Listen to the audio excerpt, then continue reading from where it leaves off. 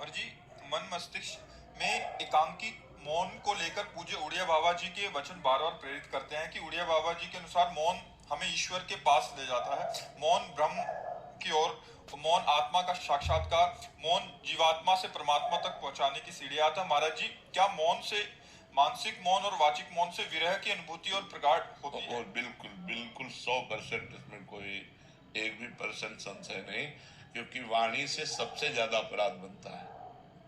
हंसी मजाक, झूठ बोलना, कई तरह की ऐसी बातें होती हैं जो हमारी वाणी से अपराध बन जाते हैं, और वाणी का बहुत बड़ा प्रभाव पड़ता है। अब जैसे हम वाणी से मौन हैं तो वो धीरे धीरे मन पर भी प्रभाव पड़ने लगता है।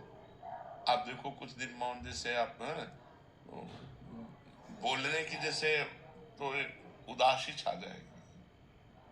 अब बोल सकते नहीं तो फिर एकांत का मन करेगा कि हम किसी से मिले ना, किसी से जुले ना। पर जैसे जिसका व्यापार है या नौकरी है या अन्य साधनों में रत है और साधनरत है, तो मतलब विचार मौन रहना चाहिए। विचार मौन ज्यादा उत्तम है। विचार मौन का मतलब है, जैसे आप हमसे कोई बात पूछ रहे हैं,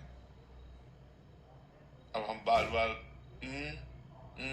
अब पूरी मनोशक्ति लग रही हो, आप समझ नहीं पा रहे, हम समझाना चाह रहे, तो हमारे अंदर चिड़चिड़ापन आ जाएगा। अगर अत्यंत आवश्यक है तो हम बोल देते हैं, और अत्यंत आवश्यक नहीं है तो हम उत्तर नहीं देते। इसे विचार मौन कहते हैं। जो बोलेंगे सत्य बोलेंगे, मृदु बोलेंगे, हितकर बोलेंगे, नहीं तो मौन रहेंगे। साधक जो गृहस्थी में है उसे जड़ मौन न लेकर विचार मौन उत्तम रहेगा।